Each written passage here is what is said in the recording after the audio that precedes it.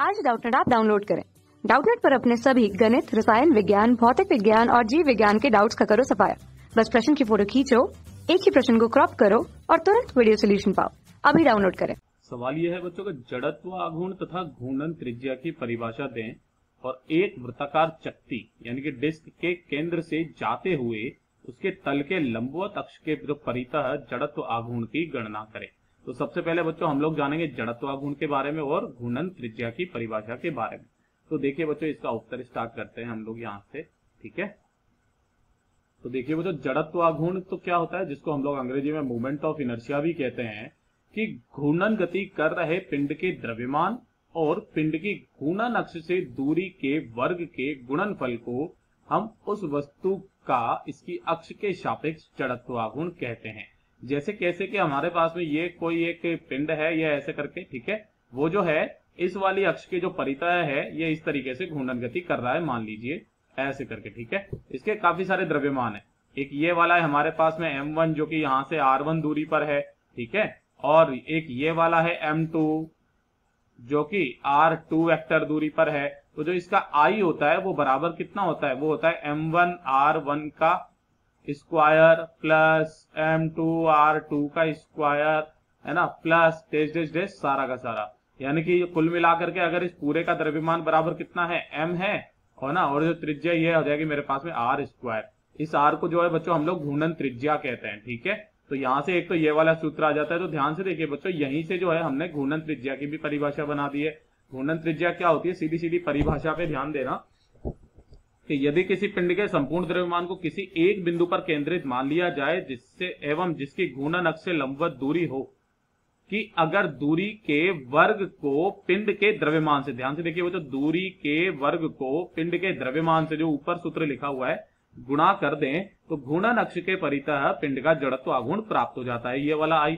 तो इस घूर्णन, जिस दूरी को ही हम लोग क्या कहते हैं बच्चों, घूर्णन त्रिज्या कहते हैं, जिसको के से प्रदर्शित किया जाता है ना। इसको यहां पर हमने आई से प्रदर्शित कर दिया, कोई दिक्कत नहीं है, यहां पर के से भी प्रदर्शित कर दिया जाता है। काफी सारी किताबों में आई बराबर एम के स्क्वायर ऐसे भी करके लिखा जा सकता है। तो ध्यान से देखिए बच्चों, यहां से अगर मैं के का मान निकालूंगा तो के बराबर कितना आ जाता है मेरे पास में, अंडर रूट का आई बटे एम के बराबर आ जाता है। यानी कि इसकी परिभाषा देखिए बच्चों, यहां पर फिर से वापस है कि अतः किसी पिंड का घूर्णन अक्ष के परितः जड़त्व आघूर्ण जो होता है उसके द्रव्यमान के अनुपात तथा वर्गमूल उस पिंड की घूर्णन त्रिज्या कहलाती है ना। तो इसकी एक और परिभाषा जो है बच्चों हमने ये वाली बना दी। सिंपल है कि नहीं है। तो यहां से जो है बच्चों इस वाली परिभाषा को भी आप लिख सकते हो, दोनों ही परिभाषा हमारी सही है। तो ये तो हमारा पहला वाला किस्सा खत्म हुआ। अब दूसरे वाले में क्या बोला गया है, तो किसी चकती के केंद्र के जाते हुए उसके तल के लंबवत उसके अक्ष के परितः जड़त्व आघूर्ण कितना होता है, ये हमें निकालना है। तो चलिए निकालते हैं बच्चों। ध्यान से देखिए क्या क्या चीजें होती है। तो इसके लिए पूरा का पूरा डेरिवेशन करेगा, है ना। तो चकती का दी गई अक्ष के सापेक्ष, दी गई अक्ष के सापेक्ष जड़त्व आघूर्ण, ठीक है बच्चों, इसको पूरा भी लिख सकते हो आप, जड़त्व आघूर्ण। ठीक है, तो चलिए पहले चित्र बना लेते हैं हम लोग। क्या करते हैं, पहले जो है हम लोग बना लेते हैं चित्र इसका कुछ इस तरीके से। मैं थोड़ा सा 3D में, चलिए 2D में ही बना लेते हैं। ये जो है ये कुछ इस तरीके से चित्र में बना लेता हूं। देखिए ये कुछ इस तरीके से, ठीक है, ये पूरी की पूरी भरी हुई है ना। ये पूरी एक ये वलय नहीं है बच्चों, ये पूरी की पूरी भरी हुई है ना अंदर से। ठीक है, ये इसका केंद्र है। मैं क्या करता हूं, इसकी जो त्रिज्या है वो ले लेता हूं मैं r। इसकी त्रिज्या कितनी ले लेता हूं मैं, ये है बच्चों हमारे पास में r। ठीक है, लेकिन इसको निकालने के लिए हम लोग क्या करते हैं बेटा, x पर जाकर के dx की एक छोटी सी जो है हम लोग रिंग मानते हैं। ठीक है, तो ये किस तरीके से, ध्यान से देखो, यहां से ये x पे जाकर के हम लोगों ने ये dx की एक छोटी सी रिंग मानते हैं। रिंग मतलब वलय। ठीक है, ये कुछ समझ जाइएगा। ठीक है, ये इस तरीके से, ये वाली, ठीक, ये इस तरीके से मैं इसको थोड़ा सा भरे दे रहा हूं। ये वाली, ये कितनी दूरी पर है बच्चों, यहां से ये x पर जाकर के इसकी ये वाली जो है बच्चों, ये है हमारे पास में dx। ठीक है, अच्छा, इसका पूरे का जो है द्रव्यमान हम लोग m मान लेते हैं, ठीक है। इसका पूरे का द्रव्यमान कितना है, m है। अगर मेरे को इसका द्रव्यमान घनत्व निकालना है तो द्रव्यमान घनत्व क्या होता है, द्रव्यमान घनत्व कितना हो जाएगा, सिग्मा बराबर वो हो जाएगा मेरे पास में m बटे, और इसका पूरे का क्षेत्रफल कितना हो जाएगा, वो हो जाएगा पाई आर स्क्वायर। ठीक है बच्चों, ये तो हमारे पास में ये आ गया। अब हमें कौन सी अक्ष के परितः निकालना है बच्चों, ध्यान से देखिए। ये निकालना है कि ये वाली जो अक्ष है ना, ये वाली, इसके लंबवत बाहर की तरफ इस तरीके से आ रही है, बाहर की तरफ, यानी कि इसके तल के लंबवत बाहर की तरफ, समझ रहे हो किस तरीके से। जैसे यहां से ये ऐसे करके है ना, तो यहां पर मैंने ये वाला गोला माना है इस तरीके से, एक ये वाला गोला माना है, अब समझ रहे हो, ये कुछ इस तरीके से, और ये वाला जो बिंदु है इसके ये वाली अक्ष के परितः, ये मैंने केवल एक रफ डायग्राम आपको समझाने के लिए बना दिया है, ठीक है। ये वाला, और जो हमने माना ये, ठीक है बच्चों, इस तरीके से। तो हमें इस वाली अक्ष के परितः जड़त्वाघूर्ण निकालना है, जो कि हमारे यहां पर बाहर की तरफ आ रही है, ठीक है, ये कुछ इस तरीके से।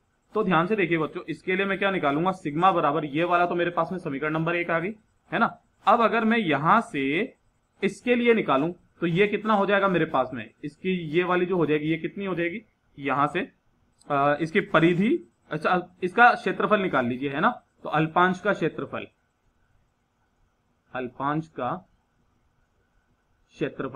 वो कितना हो जाएगा बेटा, सबसे पहले तो हमारे पास में हो जाएगा 2 पाई एक्स, 2 पाई, और इसकी त्रिज्या कितनी है, वो है एक्स, इंटू किससे कर दो, dx से गुणा कर दो, तो ये इसका क्षेत्रफल आ गया, ठीक है, ये इसका क्षेत्रफल आ गया। तो फिर इसका द्रव्यमान कितना हो जाएगा, इसका द्रव्यमान मैंने मान लिया dm है ना, तो dm कितना हो जाएगा, dm बराबर वो हो जाएगा मेरे पास में 2 पाई एक्स, है ना, dx इंटू किससे गुणा कर दो, सिग्मा से।